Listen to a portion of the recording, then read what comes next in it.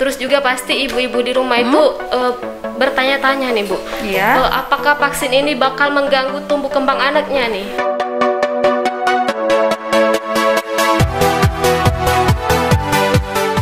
Assalamualaikum warahmatullahi wabarakatuh. Selamat pagi Sobat Sehat. Jumpa lagi di podcast Bongens, obrolan generasi milenial sehat. Jadi kita di sini akan membahas tentang vaksin aman untuk anak.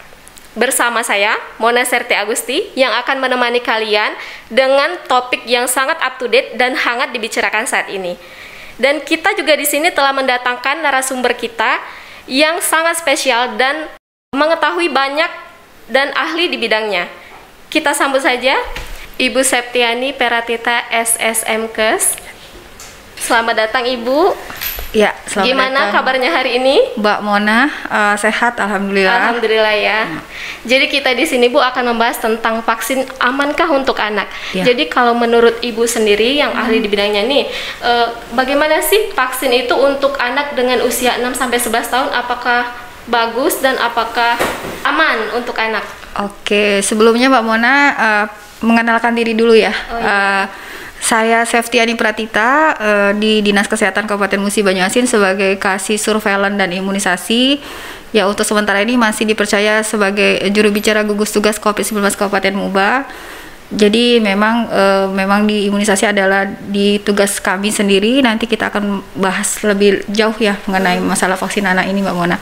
Memang vaksin ini memang sudah dianjurkan ya oleh pemerintah, bukan diwajibkan, memang sudah saatnya anak-anak usia 6 sampai 11 tahun itu mendapatkan vaksin COVID-19 karena mereka adalah kelompok yang juga rentan terhadap penularan COVID-19. Itu Mbak Mona. Jadi untuk anak yang usia 6 sampai 11 tahun ini apakah ada efek sampingnya Bu kalau misalkan mereka divaksin, atau aman nih vaksin ini? Iya, memang di awalnya kita cerita dulu ke belakang. Di awalnya memang kelompok yang paling rentan itu adalah kelompok lansia, misalnya nakes, masyarakat umum. Nah, kembali ke depan ini di tahun 2022 ini kita melaksanakan vaksinasi untuk anak usia 6 sampai dengan 11 tahun. Itu memang sudah direkomendasikan dari IDA ya, Ikatan Dokter Anak Indonesia. Kemudian memang vaksin yang digunakan juga jenisnya hanya satu jenis, yaitu Sinovac, yang sudah ada rekomendasi dari BP POM, sudah aman, dan memang anak-anak adalah memang sudah bisa menerima vaksin COVID-19 yaitu dengan jenis Sinovac, seperti itu Mbak Mona. Oh ya, jadi kan kita tahu bersama nih ya, para sobat sehat, kan vaksin itu banyak jenisnya kan, ada Pfizer, ada Sinovac, ada apalagi Moderna dan lain-lain. Tapi yang memang bagus dan memang sudah direkomendasikan itu memang vaksin Sinovac ya Bu? Iya, benar. Jadi seperti ini Mbak Mona, semua vaksin itu baik ya. Memang ada ininya untuk peruntukannya, tapi memang khusus untuk anak-anak usia 6 sampai dengan 11 tahun ini rekomendasinya itu yang aman bagi anak-anak dan sudah sesuai dengan penelitian ya, dan izin juga dari BP POM. Itu vaksinnya jenis Sinovac dan diberikan 2 kali penyuntikan, dosis pertama dengan intervalnya 28 hari dari dosis yang pertama. Ingat ya Sobat Sehat, jadi vaksin untuk anak itu ada 2 dosis ya Bu. Jadi dosis pertama, kemudian 28 hari kemudian baru dosis kedua. Iya, benar. Dan ini kan sudah berjalan nih Bu untuk anak. Apakah sudah pernah ada yang kena KIPI nih anak-anak yang sudah divaksin, atau gejalanya gimana gitu? Oke, jadi sebelumnya Sobat Sehat ya yang mendengarkan siaran ini, KIPI itu adalah kejadian ikutan pasca imunisasi ya. Jadi kejadian-kejadian yang menyertai pada saat setelah atau pasca anak-anak diimunisasi itu memang ada, tapi sebetulnya itu KIPI-nya KIPI ringan, seperti misalnya setelah imunisasi anak agak demam misalnya kan, seperti juga orang dewasa ya, anak-anak juga orang dewasa aja kemarin kita vaksin juga ada merasa yang ada yang ngantuk, ada yang lapar, ada yang juga ada yang demam ya, apalagi kemarin pada saat menerima vaksin booster. Nah, untuk anak-anak sendiri pada saat mereka menerima vaksin Sinovac vaksin anak ini, misalnya ada yang demam, itu bisa orang tua segera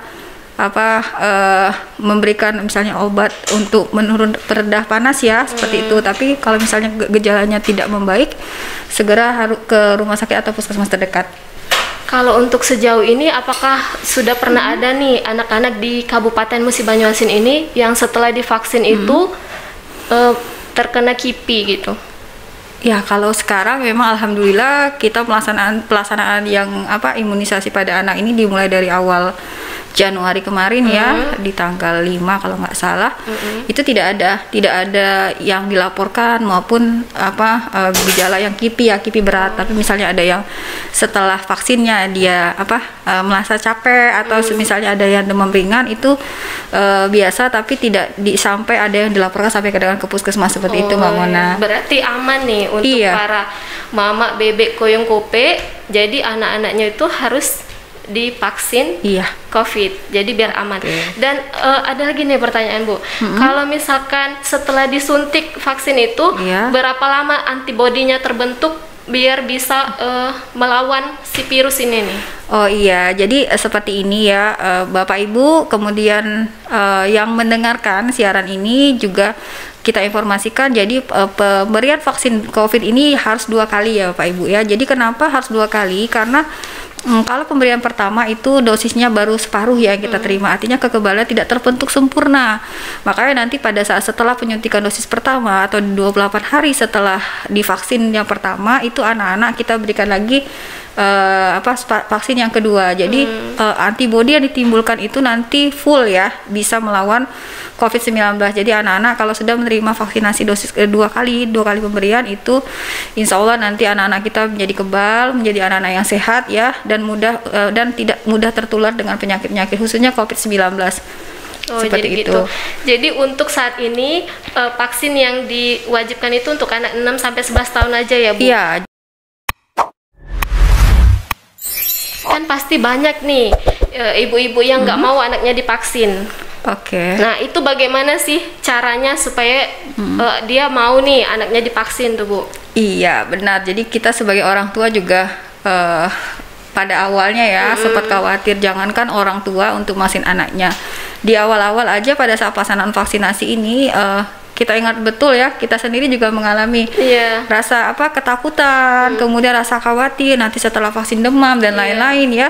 Tapi mungkin seiring dengan itu kita mencoba mengedukasi terutama dari Dinas Kesehatan dan juga dengan puskesmas dan masyarakat lainnya, mengedukasi untuk pelaksanaan vaksinasi pada anak ini adalah aman. Jadi kita dengan memberikan vaksin, anak-anak akan terhindar dari COVID-19. Jadi bagi orang tua yang masih ragu, itu dibaca-baca kembali ya, karena diyakinkan bahwa vaksin ini aman asal anaknya pada saat sebelum vaksin itu anak dalam kondisi sehat. Jadi kita tidak melakukan penyuntikan vaksin pada anak yang sakit atau misalnya ada demam, itu sebaiknya kita tunda dulu. Jadi betul-betul anak yang divaksin ini adalah anak yang lulus screening ya. Di screening itu jadi tidak serta-merta anak tersebut langsung datang langsung disuntik gitu Mbak Mona ya. Jadi ada tahap screening jadi ada tahap screening, lulus dulu. Jadi kita tidak melakukan pemaksaan kepada anak tersebut. Kalau misalnya anaknya belum siap, itu kita biasanya lakukan secara humanis ya, secara kita bujuk dan lain sebagainya, kita melibatkan orang tua juga gurunya untuk agar anak-anak tuh bisa menerima vaksin seperti itu. Jadi gitu. Tapi kalau misalkan untuk anak yang sudah pernah terkena COVID, apakah juga boleh divaksin atau nggak boleh nih, Bu? Iya, jadi memang betul. Jadi di form tahapan screening itu ada pertanyaan ya, apakah anak tersebut pernah. Jadi kalau misalnya anaknya sudah lama, misalnya lewat dari 3 bulan dan dalam kondisi sehat, itu tidak apa-apa kita vaksin ya. Tapi kalau misalnya baru terkonfirmasi atau menjadi kontak erat dari kasus konfirmasi, itu kita tunda dulu sampai betul anak-anak itu sudah memang hasil tesnya negatif, misalnya kan lebih dari 1 bulan itu dan kondisi sehat, baru nanti kita vaksin. Berarti kalau sudah lebih dari 1 bulan boleh divaksin? Iya, kalau kita lihat. Tapi kalau misalnya memang anak-anak tersebut terkonfirmasi itu 3 bulan setelah dinyatakan sembuh, itu baru boleh kita melakukan vaksinasi. Gitu. Seperti itu Mbak Mona. Terus juga pasti ibu-ibu di rumah itu bertanya-tanya nih, Bu, apakah vaksin ini bakal mengganggu tumbuh kembang anaknya nih? Soalnya kan itu masa pertumbuhan, takutnya nanti mengganggu. Oh iya, jadi ibu-ibu ya, mama-mama, kemudian bapak-bapak juga selaku orang tua diyakinkan bahwa vaksin ini bukan mengganggu pertumbuhan anak kita ya, justru adalah vaksin ini adalah untuk mencegah menimbulkan kekebalan terhadap anak, jadi anak itu tidak mudah sakit. Jadi bayangkan kalau nanti anak kita sakit ya, kalau sakit itu dari kita jadi otomatis sel-sel pertumbuhan otak dan lain-lainnya itu jadi terganggu ya. Dan mungkin juga sel-sel baiknya juga nanti akan tidak berkembang sesuai dengan umur mereka. Jadi memang vaksin ini memang baik sekali, bukan untuk supaya pertumbuhannya tidak jadinya tidak baik ya, malah justru kita memberikan vaksin adalah menimbulkan kekebalan supaya anak kita tumbuh dengan sehat dan bisa menata masa depannya. Jadi anak itu adalah investasi Bapak Ibu.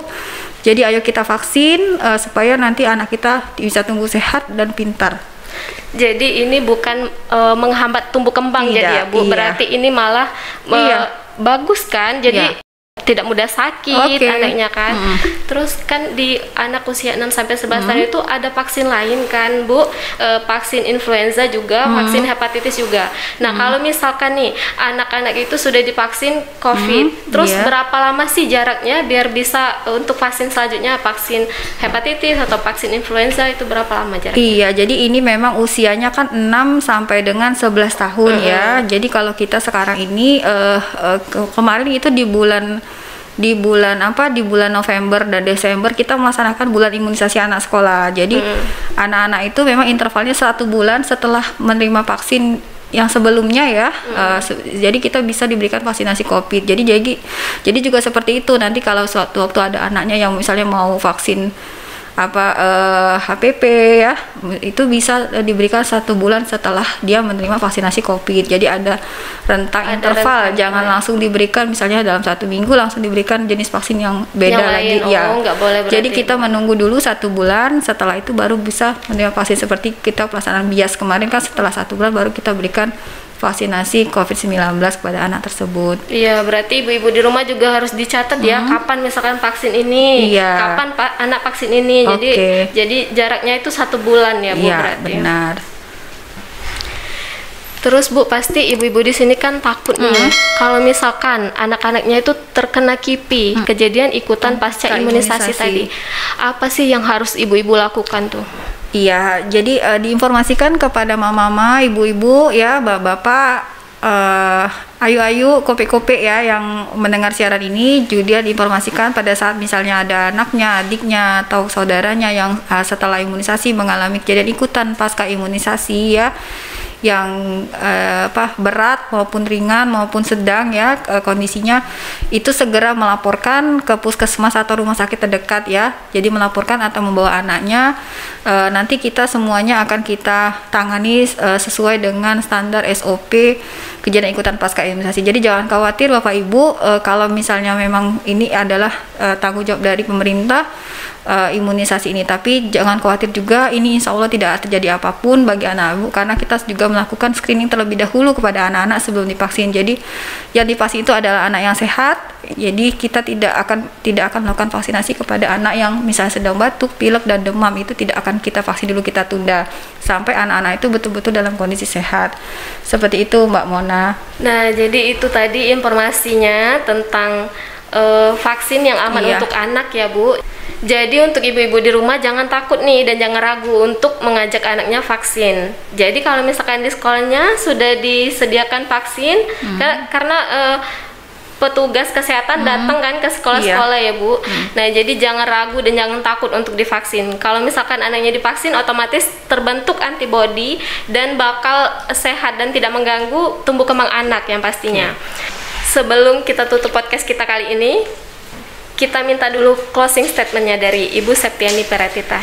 Iya, terima kasih Sobat Sehat yang mendengarkan siaran ini. Kami dari Dinas Kesehatan Kabupaten Musi Banyuasin menghimbau kepada orang tua, mama, ibu, kakak, kemudian bapak-bapak yang ayo segera bawa anak-anak kita datangi ke sekolah masing-masing, akan dilaksanakan vaksinasi anak usia 6 sampai dengan 11 tahun, itu di sekolah SD ya, di sekolah dasar dan sederajat.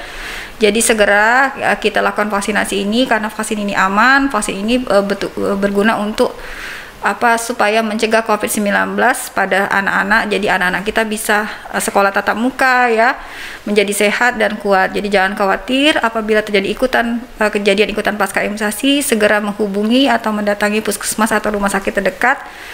Dan yakinlah bahwa vaksin ini aman, sehat dan tidak akan terjadi apapun bagi anak-anak kita karena sudah kita lakukan sesuai dengan SOP-nya. Mungkin itu, semoga kita bisa selesai dan COVID-19 ini, pandemi ini segera berakhir. Amin. Semua sehat dan semuanya aman. Terima kasih Bu Septi, semoga podcast ini dapat mengedukasi sobat sehat semua yang ada di rumah dan dimanapun berada. Jangan lupa follow dan tonton terus media sosial Dinas Kesehatan, mulai dari Instagram, Facebook maupun YouTube-nya ya. Jangan lupa di-subscribe. Saya pamit undur diri, nantikan episode selanjutnya. Kita sehat, kita pacak gale. Wassalamualaikum warahmatullahi wabarakatuh.